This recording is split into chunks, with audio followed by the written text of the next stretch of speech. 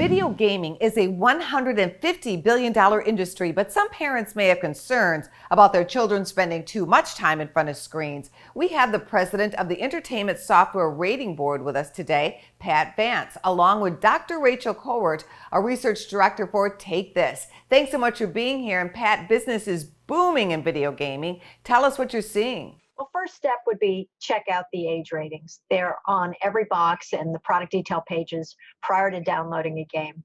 So age ratings, content descriptors come with those age ratings, and interactive elements for things like user interaction for multiplayer online games or in-game purchases.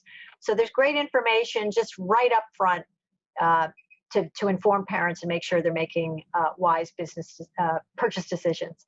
Second, make sure that you're having a discussion, you're setting ground rules, and enforce them. Most parents do, but we always like to remind parents to make sure that it's an ongoing conversation.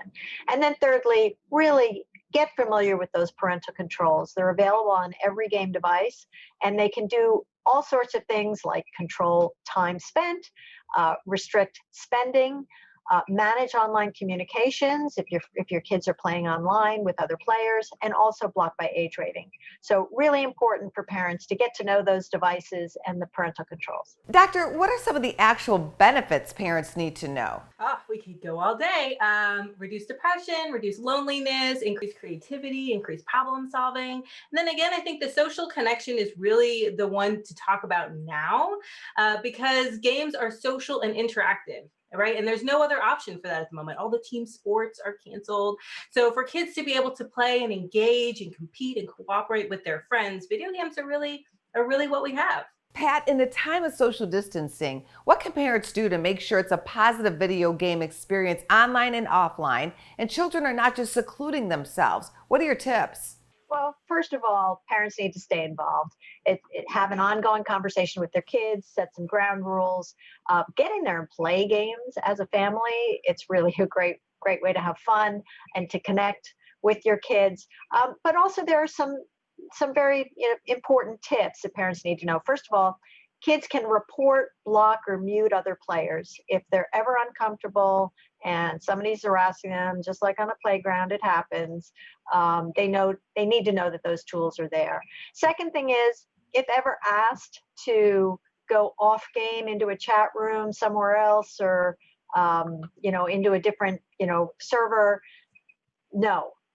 Make sure your kid's staying in the game and playing and not moving off at all.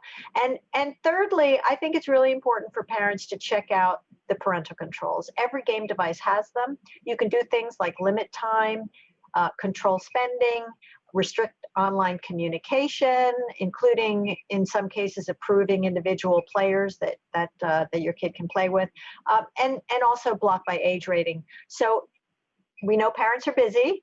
We know they've got their hands full, and those parental controls can really act as a backstop for household rules. So important for parents to really familiarize themselves with them. Before you take off, where can parents go for more information?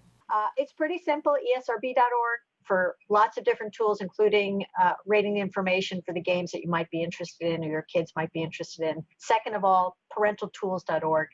That will give you step-by-step instructions on how to set up those parental controls. And then Take This, which is a great resource for parents on the and maintaining well-being. We thank you both very much for being here. Thank you. For more Business First AM, check us out on social media. We're on Facebook, YouTube, and Twitter. And go to businessfirstam.com for where to see our show on TV.